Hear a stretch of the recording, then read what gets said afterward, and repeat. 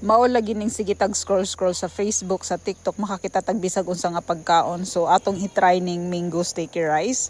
So sukad wala pa ako katilaw ani, pero gusto na ko siya i-try. So gihugasan ra na ako ang malagkit, tapos naghanda kog dahon sa saging, nagpakulog tubig kay ato nang steam ang ato ang bugas. So pagka man ako nag-steam or while nag-steam ko, nang hugas ko or naglaba kog sanina, gihugasan ang sanina. Unya nanampay ko, pagka man ako sampay, gibalikan na ako akong steam rice, wala joy nahitabo. Kalahati luto, kalahati ilaw. Kalahati hilaw. Tanaw ra gud na nagsiga ang mata. Hilaw pa kaayo. So na-stress ko ani kay 3 hours na nako gipakuluan, wala joy na bago sayang kinabuhi.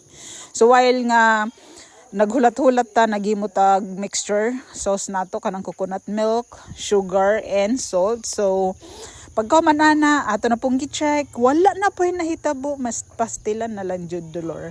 So kay walay nahitabo, nangita tag pamaagi, wala na mo nigikaon gahapon, so among gibuhat pagkadlaw. Pangitaan ako nigpamaagi kay nagsigara maghihapon ng mata, so akong pamaagi tanggalan og dahon, i-direct siya sa steam nga water. So mao na siya guys, naging successful, naluto naman siya. So masarap actually.